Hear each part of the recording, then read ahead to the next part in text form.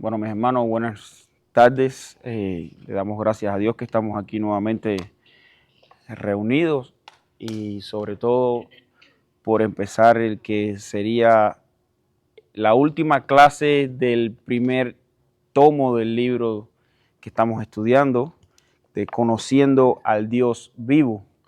Ya llegamos después de año y algo más, llegamos a la última lección, a la lección número 47.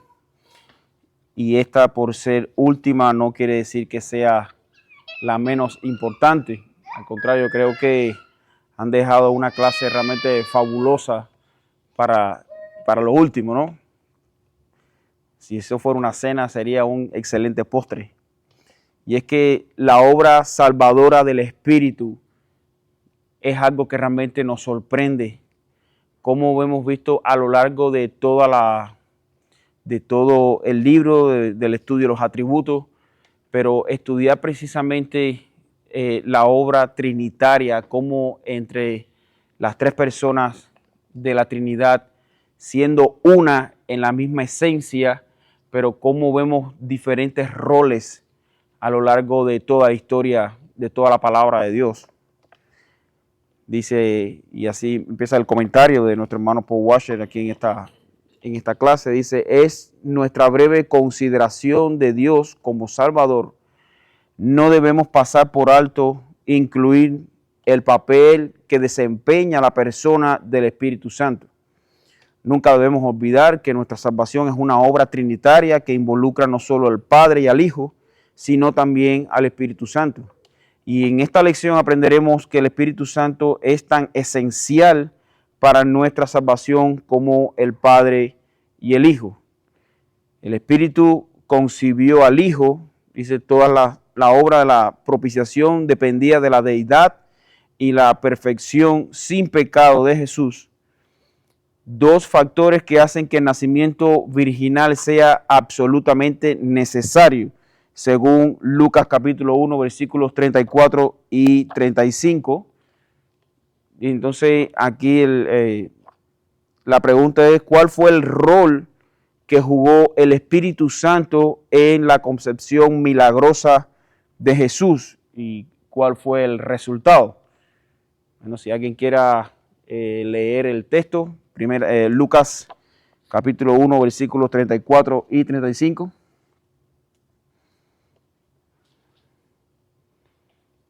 Dice, aquí tengo los textos, dice, entonces María dijo al ángel, ¿cómo será esto? Pues no conozco varón. Respondió el ángel y le dijo, el Espíritu Santo vendrá sobre ti y el poder del Altísimo te cubrirá con su sombra, por lo cual también el santo ser que nacerá será llamado Hijo de Dios. Y vemos cómo se involucran dos de las tres personas de la Trinidad en la obra de que iba a venir Cristo como hombre.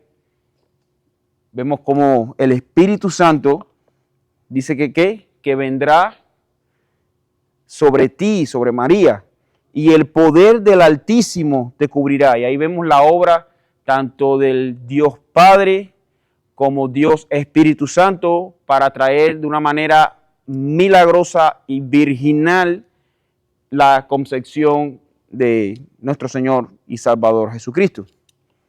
Si alguien puso algún comentario o quiere aportar algo. Bueno, seguimos. ¿Sí? No, básicamente eso que usted dijo, que el Espíritu Santo concibió a Jesús en el vientre de María, de la Virgen María. Exacto. Entonces, vemos que el Espíritu fortaleció al Hijo, aunque Jesús era Dios, anduvo en la tierra como un hombre real, sometiéndose a la voluntad de su Padre y siendo totalmente dependiente del poder del Espíritu. ¿Qué nos enseña el mismo Evangelio de Lucas? Pero estamos en el capítulo 4, versículo 1 y versículo 14. ¿Qué nos enseñan los siguientes textos acerca de esto? Lucas 1. Dice, Jesús, lleno del Espíritu Santo, volvió del Jordán y fue llevado por el Espíritu al desierto Ajá, ahí que estamos viendo. No solamente vemos una llenura del Espíritu Santo, vemos no solamente el Señor lleno del Espíritu Santo, sino también siendo guiado por el Espíritu Santo. Dice, y volvió a Jordán y fue llevado por el Espíritu al desierto. Versículo 14. Sí, del mismo capítulo 4.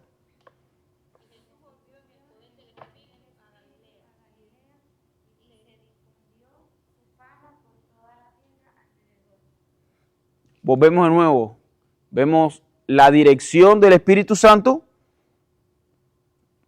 Vemos cómo lo fue moviendo, dice, y en el poder, y Jesús volvió en el poder del Espíritu Santo a Galilea y se difundió su fama por toda la tierra.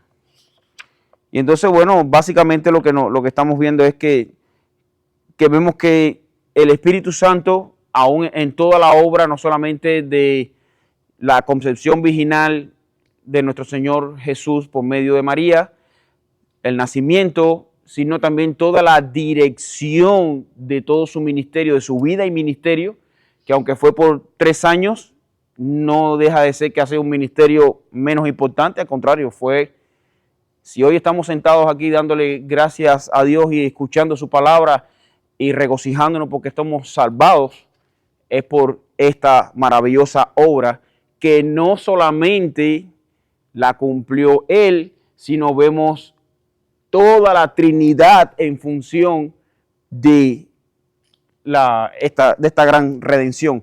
Pero sobre todo en esta clase lo que vamos a estar viendo es la obra del Espíritu Santo. En Hechos, capítulo 10, versículos 38.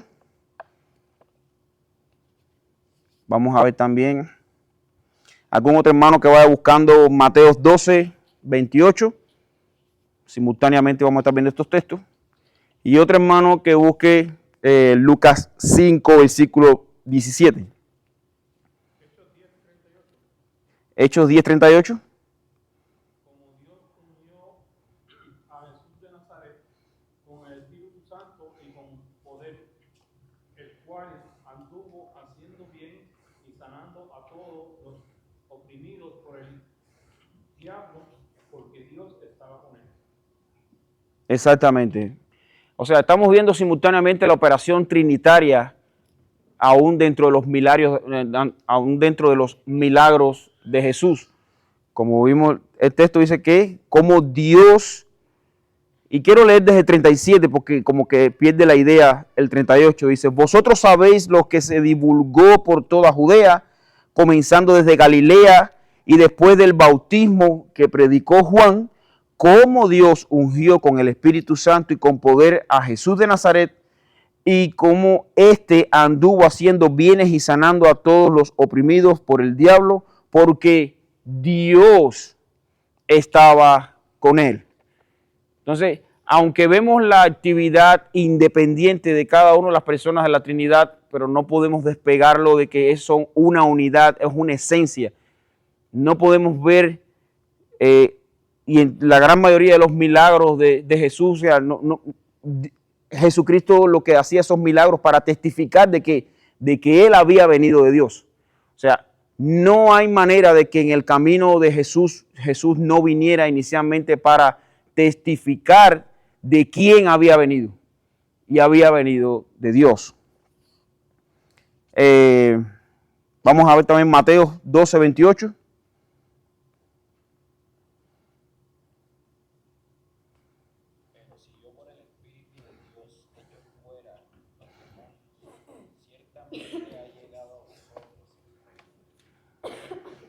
Exacto. Y eso es un texto importante porque de hecho, es una de las bases principales para saber con qué poder actuaban los discípulos también. Después, acuérdense cuando ya el Señor los unge con el Espíritu Santo a ellos podían hacer esos milagros también. ¿Por qué? Porque estaban llenos de ese Espíritu Santo. Y eso es lo que da también testimonio el Señor, que decía, bueno, si yo con el poder puedo sacar el espíritu, a los espíritus endemoniados. Entonces, si no es con el Espíritu Santo, entonces ¿con qué otro poder es? Y es que no hay otro. No hay otro espíritu por el cual pueda ser sacado los demonios.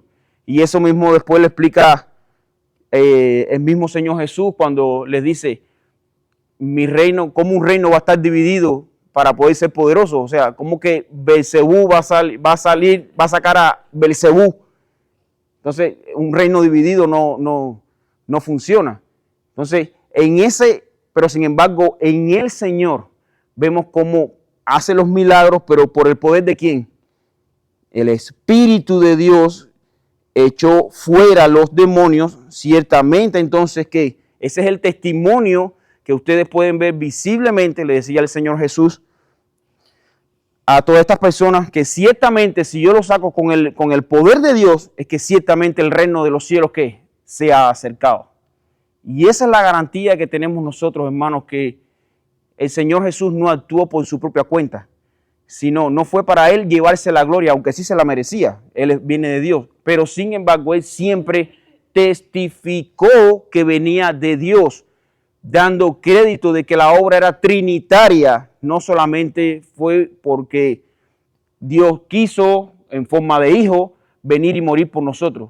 No, hay algo aún mucho más grande en todo esto, y es para la gloria del Dios Trino. Y eso es importante, hermanos, que lo tengamos, y qué bueno que este hermano Paul Washer ha tocado estos textos que vienen citando esta línea trinitaria para entender de que aún Dios, estando en esta carne, siendo 100% Dios y 100% hombre, no actuó bajo su propio poder, sino actuó bajo el poder de Dios y lleno del Espíritu Santo. Mateos y Lucas 5:17.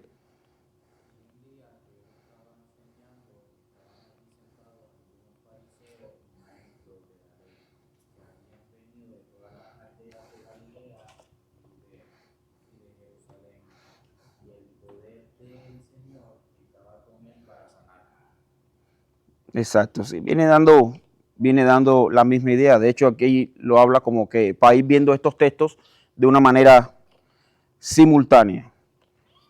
Bueno, el Espíritu estuvo involucrado en el ofrecimiento del Hijo como sacrificio.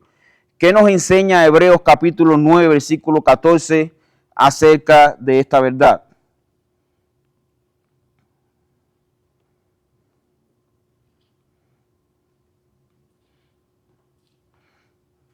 Dice Hebreos 9:14. ¿Cuánto más? Dice, vamos a empezar desde el 12. Y no por sangre de machos cabríos ni de becerros, sino por su propia sangre, entró una vez para siempre en el lugar santísimo, habiendo obtenido eterna redención. Versículo 13. Porque si la sangre de los toros y de los machos cabríos y las cenizas de las becerras rociadas a los inmundos santifican para la purificación de la carne, y viene el versículo en cuestión, cuánto más la sangre de Cristo, el cual mediante el Espíritu eterno se ofreció a sí mismo sin mancha a Dios, limpiará vuestras conciencias de obras muertas para que sirváis al Dios vivo. Y esto es importante, hermanos, porque nosotros no hemos sido salvados simplemente para llenar un banco en la iglesia. Nosotros hemos sido salvados para un propósito. Nosotros hemos sido salvados ¿para qué? Para que sirváis al Dios vivo. Y yo sé que todo el mundo no tiene el don de la enseñanza, no tiene el don del pastorado, porque esos siempre son los primeros que la gente apunta. No, pero hay muchísimos más ministerios.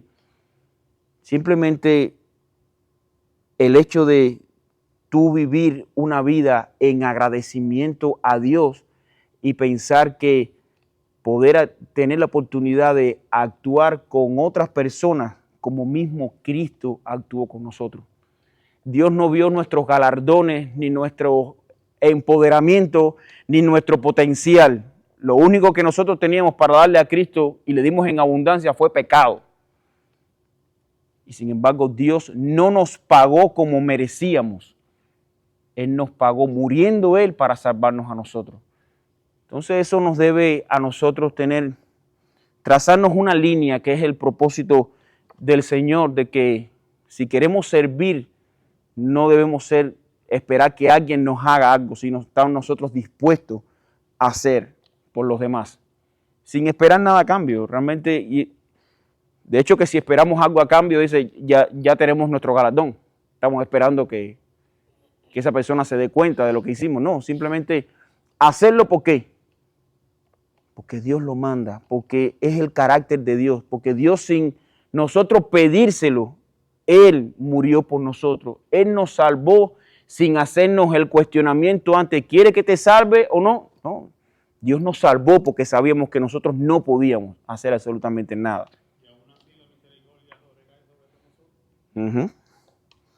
Exactamente.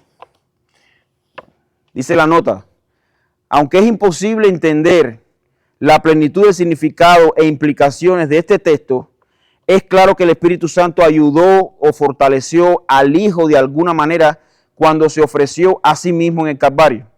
Así como el Espíritu Santo fortaleció al Hijo para que viviera una vida perfecta y llevara a cabo su ministerio, como vemos en Lucas capítulo 4, versículos 18 y en Hechos 10:38, vemos cómo el Espíritu Santo estaba fortaleciéndolo. También lo fortaleció para que se ofreciera como un sacrificio propiciatorio. Bueno, el Espíritu resucitó al Hijo y la resurrección del Hijo de entre los muertos no solo fue la obra del Padre y del Hijo, también fue la obra del Espíritu Santo. Vamos a ver qué nos enseña Romanos capítulo 8, versículo 11 acerca de esta verdad.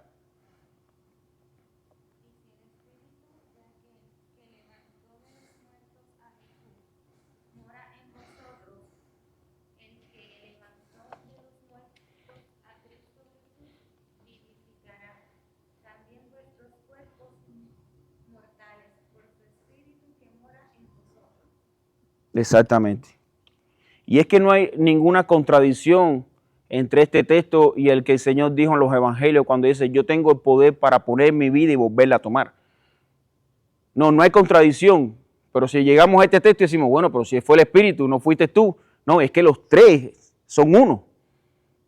Esa es la obra trinitaria. O sea, es muy difícil, aunque la palabra Trinidad no aparezca en la Biblia, es imposible borrar la obra trinitaria en todos los aspectos y fundamentalmente en la salvación. Es imposible. Está implícito, aunque no se vea explícitamente.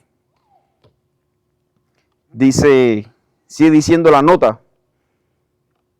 La idea fundamental que comunica este texto es que el Padre resucitó al Hijo. Sin embargo, ciertamente se da a entender que el Espíritu es el poder por medio del cual el Padre lo resucitó. Ya vemos la obra maravillosa de la Trinidad en función a la resurrección de Cristo. Y la garantía de que poniendo la fe en Cristo no vamos a ser avergonzados, sino que nosotros, así como Cristo fue levantado, nosotros también, todos aquellos que creen en su nombre serán levantados. Dice, porque es necesario, dice, así como la serpiente fue levantada en el desierto, dice, es necesario que el Hijo del Hombre fuera levantado para que todo aquel que en él crea no se pierda, sino que tenga vida eterna. ¿Sí, hermano? El mismo Espíritu. Dice, y el mismo Espíritu que resucitó a Jesucristo.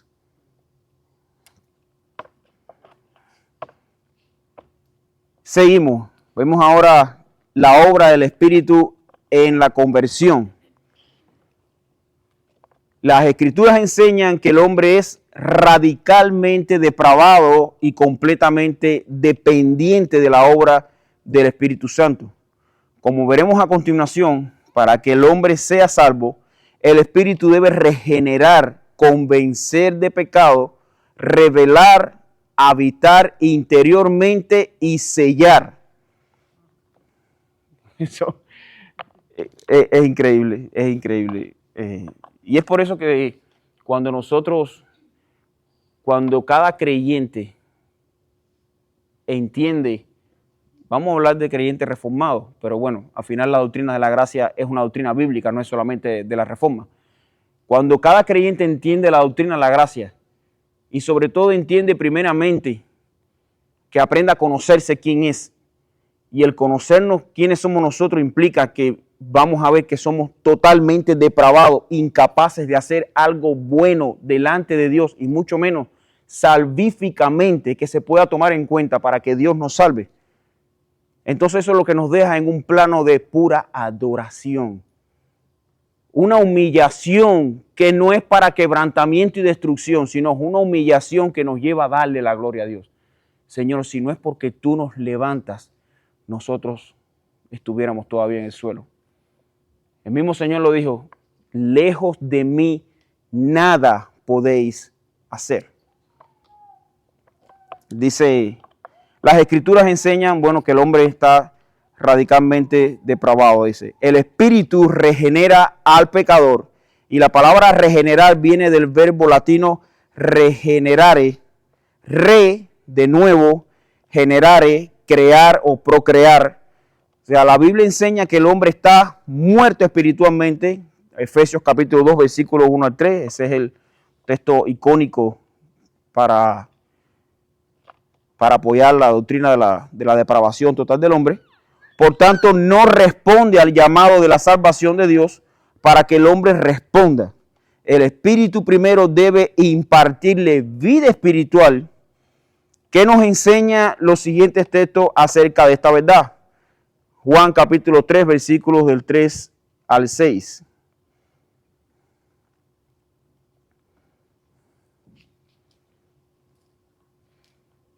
Y dice, respondiendo Jesús le dijo, bueno, disculpa, ¿algún hermano quiere leerlo, hermano? Sí, por favor. Jesús le contestó, en verdad te digo que el que no nace de nuevo no puede ver el reino de Dios. Nicodemo le dijo, ¿cómo puede un hombre nacer siendo ya viejo? ¿Acaso puede entrar por segunda vez de el vientre de su madre y nacer? Jesús respondió, en verdad te digo que el que no nace del agua y del espíritu no puede entrar en el reino de Dios. Lo que es nacido de carne, carne es, y lo que es nacido del espíritu, espíritu es. Yeah. Sí, hasta el 6, Okay.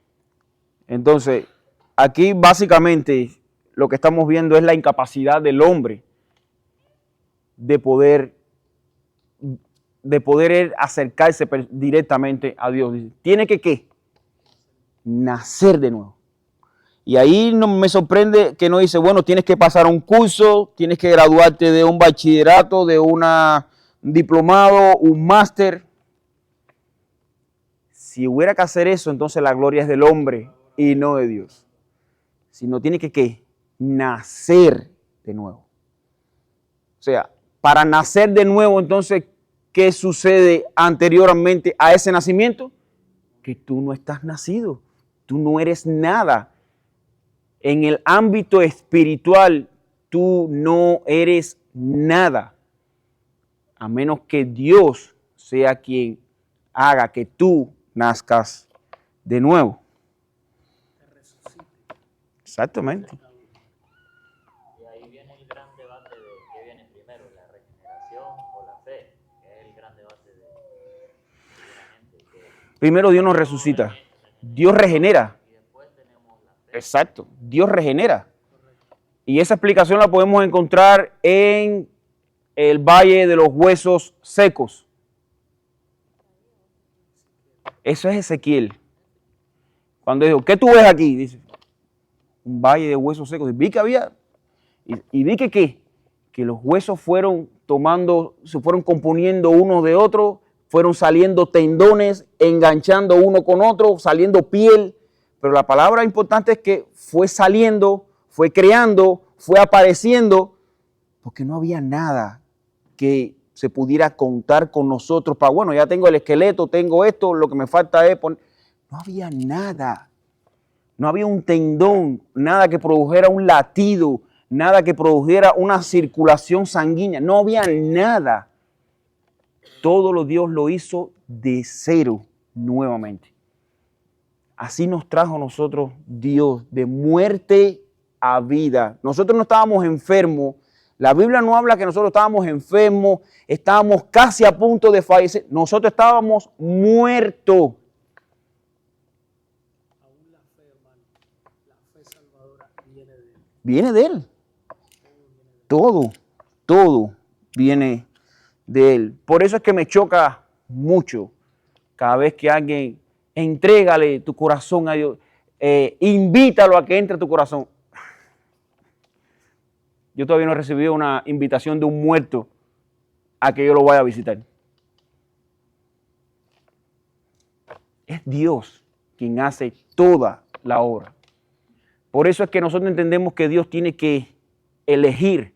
Si Dios no elige, nosotros no tenemos la capacidad ni física, ni moral, ni espiritual de venir voluntariamente a Él, porque estamos ¿cómo?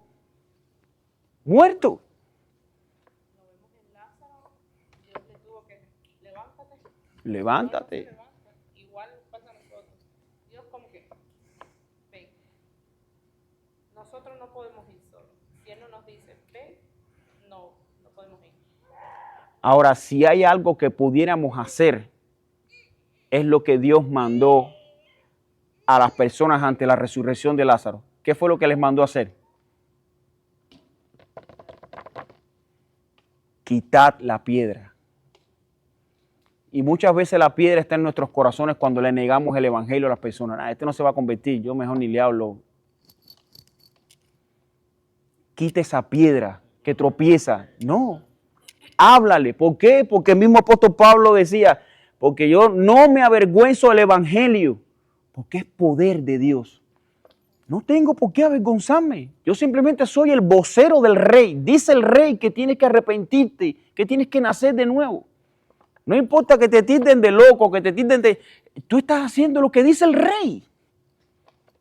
Tú tienes que nacer de nuevo. ¿A cuántos de nosotros nos han tildado de loco cuando hablamos? Pero no es poder de nosotros. Yo recuerdo antes de conocer al Señor, una anécdota rápida, que pasaban cursos de evangelismo explosivo, el evangelismo pionero, y tú tienes que trazarte una meta de salvar a 10 personas en un mes. Yo en mi vida creo que por mi testimonio yo me he enterado que haya salvado aquí. Es de Dios. El poder es de Dios. ¿Cuánta gente no ha venido? El mismo Charles Spurgeon dice, venid a mí y sed salvos. Fue todo lo que él necesitó para venir de muerte a vida. ¿Cuántos misioneros han dado su testimonio que estaban perdidos en una isla y una hoja de la Biblia salió volando y cayó? ¡Wow! ¿Y esto? O sea, no es poder de nosotros, hermano. No es que nosotros hicimos un cohetico, le mandamos la Biblia. No, es poder de Dios. Hermano, Es poder de Dios. esa historia que usted está hablando de Spurgeon, príncipe de los predicadores, que ese hermano ese día había faltado el pastor y ese hermano era un hermano que ni predicaba ni nada, o sea, era un hermano laico de la iglesia y él nada más habló de eso, o sea, que no era ni un predicador, No era. el poder de la palabra de Dios fue lo que... Yo no considero que el pastor por el cual yo escuché la palabra de Dios que me trajo a vida haya sido el más elocuente de todos los pastores. Pero ese día tenía el mensaje que yo necesitaba oír. Tú eres un pecador y necesitas ser salvado por Cristo. El que limpiaba la iglesia donde predicaba Charles Spurgeon, esa iglesia la habían construido nueva. Y un viaje estaba Charles Spurgeon probando la acústica del lugar. Recuerden que en ese momento no había micrófono ni equipo de audio, era a pura garganta. Y él ensayando para ver hasta dónde se oía, citaba este texto: he aquí el Cordero de Dios que quita el pecado del mundo. Y lo repitió 1, 2, 3 veces probando la acústica del lugar. Fue lo suficiente para que el que limpiaba la iglesia viniera y decía, yo quiero conocer a ese que quita el pecado del mundo. O sea, son cosas que tienen que venir de Dios, no es porque sea la gran elocuencia. He aquí el Cordero de Dios que quita el pecado del mundo. 8 palabras, suficiente para traerlo de muerte a vida. Pero era la palabra que estaba predicando y la palabra de Dios. Bueno, seguimos. Sí, una prédica de 8 palabras. Dice la nota, la frase nacer de nuevo traduce la palabra griega genao, procrear, dar luz o engendrar, y antoen, sobre o de nuevo. En la creación del universo, el Espíritu de Dios se movía sobre la superficie de las aguas y produjo orden y vida. Génesis 1, versículo 2. Y esta misma obra vivificadora del Espíritu tiene que ocurrir antes que el pecador pueda oír, apreciar o responder en obediencia al mensaje salvador del Evangelio. Y es totalmente cierto. Dice que esta misma obra vivificadora del Espíritu tiene que ocurrir, tiene que producir algo, y ese algo produce un orden, y ese orden es quien produce salvación. Vemos Tito capítulo 3, versículos del 4 al 6. ¿Algún hermano que lo tenga y lo quiera compartir, por favor? Tito capítulo 3, versículos 4 al 6.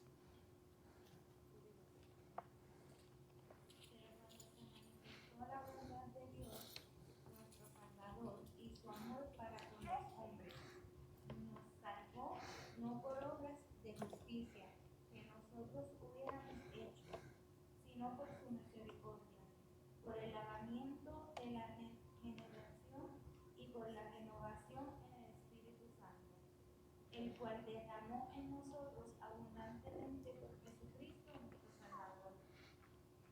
Exactamente. Hermano, siempre el Espíritu está envuelto en la obra de salvación. Espíritu Santo. Uh-huh. De hecho, las palabras del Señor Jesús le dijo, bueno es que yo me vaya, porque cuando yo me vaya les enviaré el Espíritu Santo, les enviaré el Consolador. O sea, nosotros no podemos venir en arrepentimiento y fe sin el Espíritu Santo. Tiene que el Espíritu Santo obrar en nosotros, resucitarnos por el poder de Dios, lavados por la sangre de Cristo. Fíjate que es la Trinidad constantemente en todo proceso de santificación, desde nuestro nacimiento hasta la glorificación. Es la Trinidad constantemente obrando. Pero la obra del Espíritu Santo es fundamental. Dice que es quien nos deja el sello de la garantía de que somos salvados. Dice la nota, estamos en la última nota de la página 301. Aquí son usadas 2 palabras, regeneración, palingüenesía. Palín, de nuevo, genesías, origen o nacimiento, es donde viene la palabra Génesis. Y renovación, anakainois. Ana sobre más kainos, nuevo. La importancia del Espíritu Santo en la conversión del creyente no puede ser sobreenfatizada. Su obra inicial en nuestro corazón y mente es la fuente o el origen de nuestra respuesta salvadora de arrepentimiento y fe. Era lo que estábamos hablando. El Espíritu convence de pecado al pecador antes de que el pecador pueda reconocer su necesidad de salvación. Debe reconocer la gravedad de su pecado y el juicio que éste tiene como resultado. Esto es imposible aparte de la obra del Espíritu Santo. Según Juan capítulo 16, versículos del 7 al 11, ¿cuál es una de las obras fundamentales del Espíritu Santo que Cristo ha enviado al mundo? Vamos a buscar Juan 16, versículos del 7 al 11.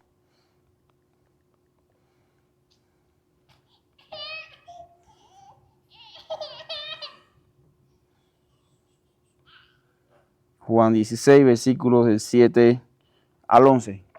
Si alguien lo tiene.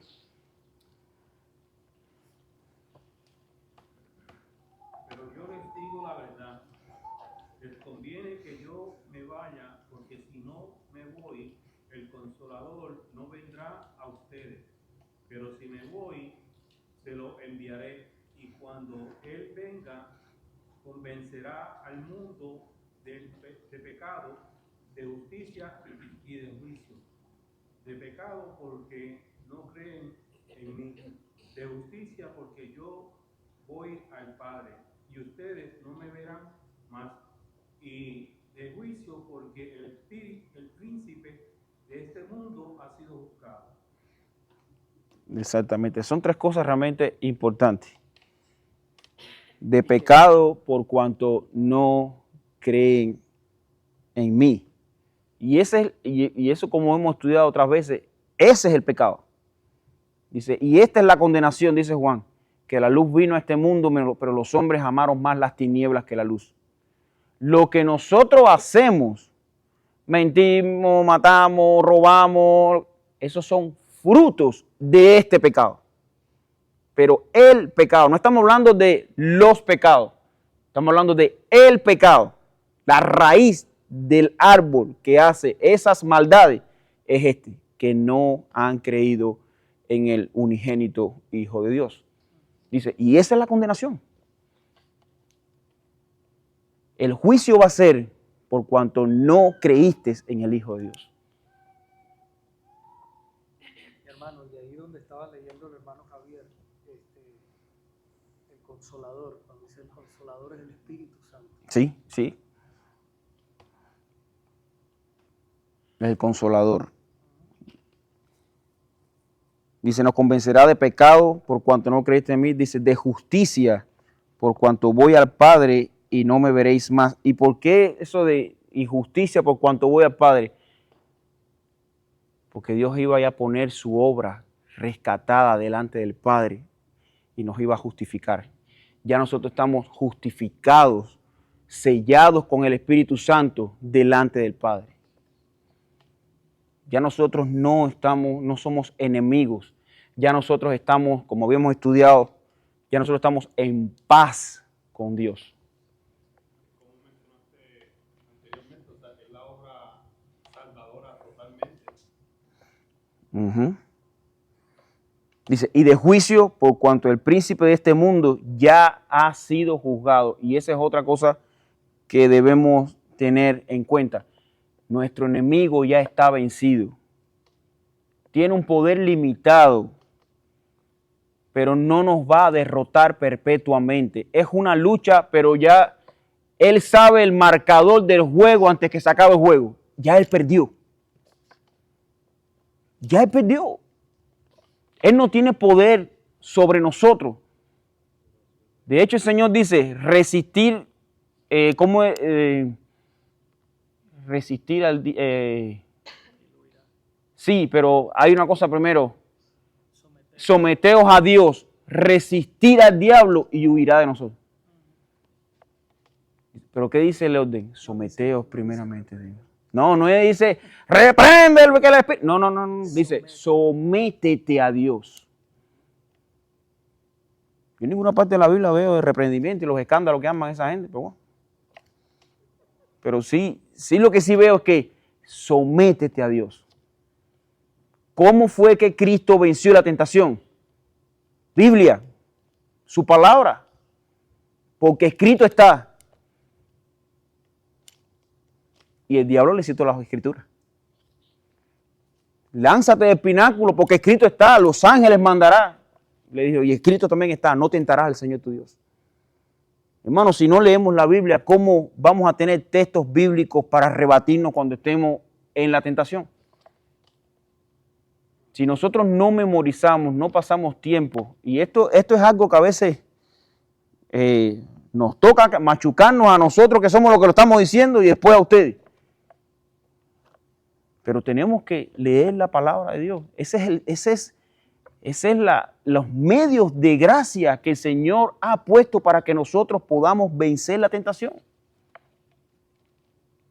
leer la palabra, orar, escudriñar las escrituras. Que me llama mucho la atención en la clase de Conociendo la Fe de sábado.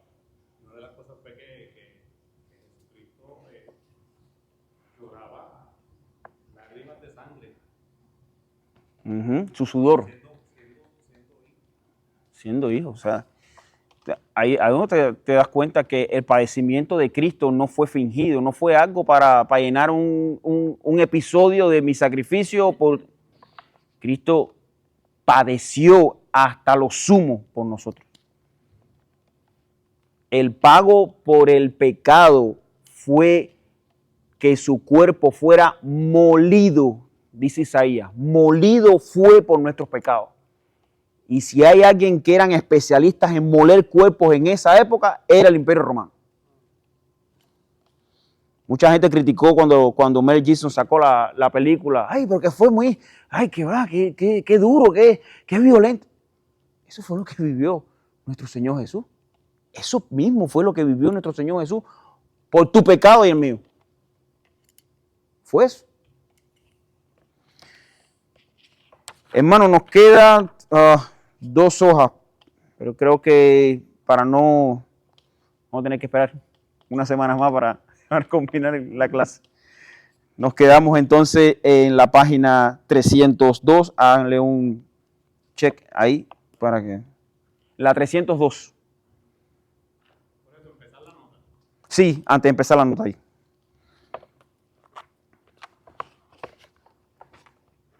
Bueno, vamos a tener una pequeña oración, dándole gracias a Dios por la clase. Señor, te damos gracias, Dios mío, por enseñarnos, Padre. Gracias por el ministerio de nuestro hermano Paul Washer. Gracias, Señor, porque realmente estos libros, estas enseñanzas nos han abierto mucho los ojos, Señor, del conocimiento que nosotros teníamos. Pero, oh Padre, esto ha sido realmente una obra tuya para beneficio, para la alabanza de tu gloria, Señor. Y el conocerte más acerca de la obra trinitaria en la salvación es algo maravilloso, Señor. Gracias porque no depende de nosotros. No hay nada que hagamos que merezca tu aprobación, sino que todo tú lo culminaste en la persona de tu Hijo Jesús, pero con la ayuda, sostenimiento y soporte de tu Espíritu Santo, Señor, sin la cual no podría suceder, Señor. Padre, gracias porque tenemos la garantía, tenemos el sello del Espíritu, la justificación delante del Padre y el pago por nuestros pecados por la sangre de tu Hijo Jesús, Señor. Te damos gracias, Padre. En el nombre de Jesús te agradecemos. Amén.